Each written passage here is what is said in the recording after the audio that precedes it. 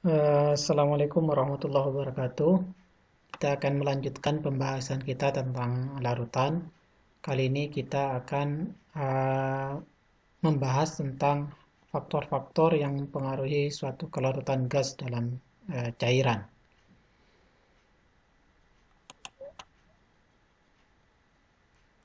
Kelarutan gas dalam cairan ini diekspresikan dengan hukum Henry, seorang ilmuwan.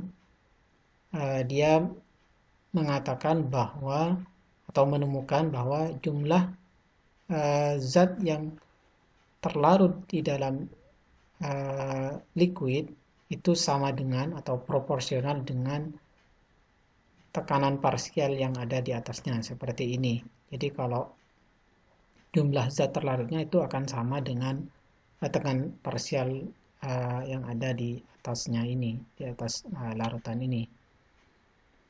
Nah, hukum Henry ini diekspresikan dengan suatu persamaan, yaitu sama dengan P ini adalah pressure atau tekanan parsial suatu gas, sedangkan K ini adalah konstanta Henry. Itu tiap jenis gas beda-beda konstantanya, seperti yang di tabel ini. Dan M adalah konsentrasi gas yang larut di dalam atau gas yang terlarut. Jadi kita bisa lihat kalau misalkan ada hubungan yang selaras antara tekanan dan konsentrasi terlarutnya. Kalau kita konsentrasinya menggunakan molar, yaitu mol per liter, maka sedangkan pressure ini satuannya menggunakan atm, maka K ini satuannya mol per liter kali atm atau molar per atm.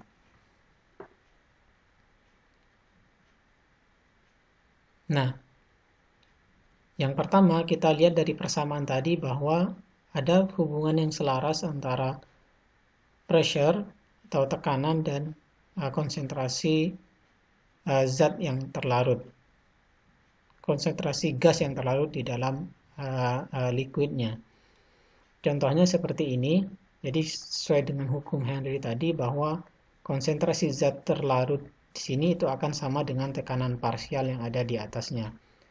Kalau misalkan ini kita tekan, tekanannya kita naikkan, maka itu akan meningkatkan jumlah gas yang terlarut di dalam cairan ini, sehingga dia akan membentuk kesetimbangan baru. Ini beberapa contoh gas. Di grafik ini kita bisa lihat bahwa ketika tekanannya dinaikkan, maka gas yang terlarut atau solubility-nya itu akan semakin meningkat. Yang kedua adalah pengaruh dari suhu atau temperatur, di mana dengan dinaikkannya suatu suhu pada larutan itu akan memberikan energi termal yang akan bisa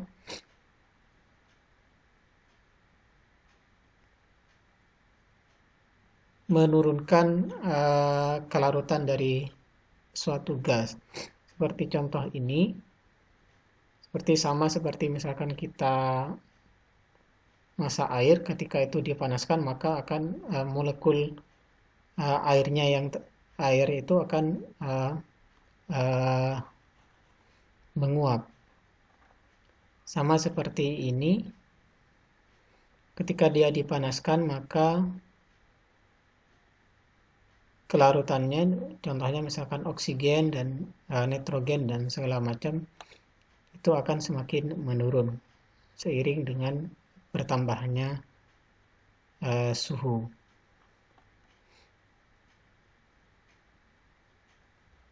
Maka sering kita jumpai misalkan minuman bersoda itu akan semakin terlihat bubblingnya atau sodanya itu ketika ditaruh di suhu yang dingin. Beda dengan kalau dia dipanaskan, maka itu gas CO2 yang terlarut di dalamnya akan semakin berkurang. Contohnya misalkan suatu di musim panas, ini gambar dari Danau Balaton di Hungaria. Ini salah satu danau yang terbesar di sini. Nah, ketika di musim panas, maka akan oksigen yang terlarut di dalam airnya akan semakin sedikit ketika dibandingkan dengan musim dingin. Nah, selain itu juga pengaruh yang selanjutnya adalah pengaruh massa molekul. Dari tabel ini kita bisa lihat bahwa massa molekul dari gas itu mempengaruhi dari tingkat kelarutannya dalam cairan. Semakin besar, kita lihat kalau semakin besar massa molekulnya, maka semakin besar juga tingkat kelarutannya di dalam cairan. Selanjutnya adalah pengaruh kelarutan zat padat dalam cairan. Ada beberapa faktor yang mempengaruhi suatu kelarutan zat padat dalam cairan. Contohnya misalkan temperatur dan macam-macam. Ada ukuran partikel tadi, ada pH larutan dan segalanya. Nah, ini merupakan contoh pengaruh temperatur atau suhu terhadap kelarutan suatu zat padat di dalam cairan. Pada umumnya, ketika suhunya dinaikkan, maka kelarutan suatu zat padat, contohnya misalkan kita ambil ini glukosa misalkan kelarutannya akan semakin meningkat signifikan ketika suhunya dinaikkan. Dan begitu juga ini senyawa-senyawa yang lain. Ini adalah contoh 2-amino-6-kloropurin atau kelarutannya 2-amino-6-kloropurin di dalam air dan beberapa pelarut organik lain. Kita lihat bahwa semakin dia dinaikkan suhunya, maka kelarutannya akan semakin meningkat. Ini pelarutnya beda-beda. Kita lihat bahwa yang paling optimum di sini itu dia larut di N-butanol. Dia ketika suhunya dinaikkan, maka kelarutannya akan semakin meningkat cukup signifikan. Selanjutnya, pengaruh titik didih dari pelarutnya. Kita lihat di sini, semakin dia titik didihnya menurun, ini beberapa pelarut organik, kalau dia titik didihnya semakin turun, maka kelarutannya akan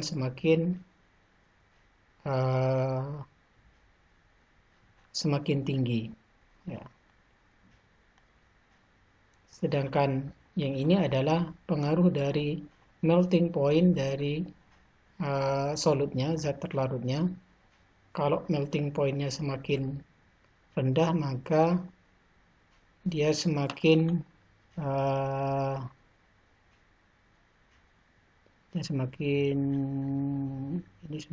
tinggi atau semakin rendah.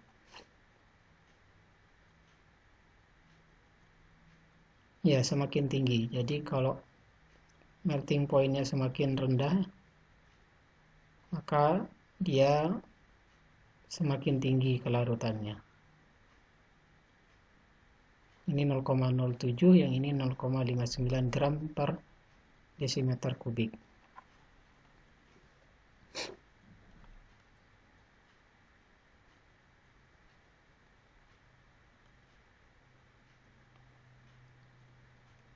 Nah, berikutnya adalah pengaruh dari ukuran partikel. Di mana kalau kita mempunyai partikel dengan ukuran kecil, maka itu akan meningkatkan luas areanya, surface areanya, sehingga kalau dengan surface area yang lebih banyak, maka akan kemungkinan banyak interaksi antara si solut sama solvennya, sehingga kelarutannya akan semakin meningkat pula. Nah, contohnya seperti ini, misalkan kita punya ini solid partikel dan sedangkan ini adalah solvent molekul. Seperti yang kita bahas di video sebelumnya, bahwa di solvent molekul ini akan membentuk semacam rongga seperti ini ilustrasinya. Kalau dia bentuk solid partikelnya besar, maka dia akan sulit untuk berinteraksi dengan solutnya. Sehingga paling cuman di sini diilustrasikan cuman satu saja. Sedangkan kalau misalkan ininya diperkecil sehingga luas areanya semakin besar, maka ini akan semakin banyak molekul solidnya yang berinteraksi dengan pelarut. Gampangannya seperti itu ilustrasinya. Sehingga sangat penting untuk membuat partikel sekecil mungkin.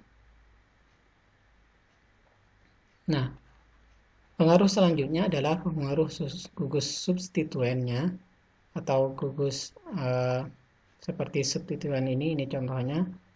Ini tergantung kalau dia memiliki gugus OH, maka dia lebih mudah larut karena dia bersifat polar, lebih mudah larut di air. Sedangkan kalau dia memiliki gugus CH3 atau Cl, dia lebih hidrofobik atau lebih rendah kelarutannya di air. Ini macam-macam pengaruh dari gugus substituen dari pelarutnya tadi.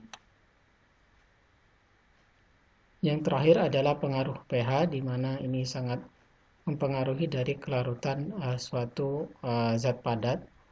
Contohnya misalkan ini stearic acid, asam stearat, itu tidak larut di air, tapi ketika dia dibuat pelarutnya dibuat basah, maka dia akan larut di dalam air dengan membentuk garamnya. Ini beberapa contoh, ini contoh kelarutan ketokonazol di berbagai macam pH. Ketokonazol ini kita lihat dia sangat larut di pH yang relatif asam dan kelarutannya akan semakin menurun kalau pH-nya kita naikkan. Dan ada metoprolol, ini dia relatif tidak terpengaruh oleh berubahnya pH. Dan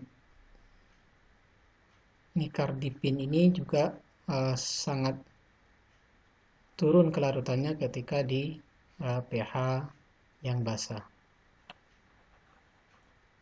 Saya kira begitu untuk beberapa pengaruh kelarutan suatu zat gas dalam cairan dan pengaruh kelarutan suatu zat padat dalam cairan. Terima kasih. Wassalamualaikum warahmatullahi wabarakatuh.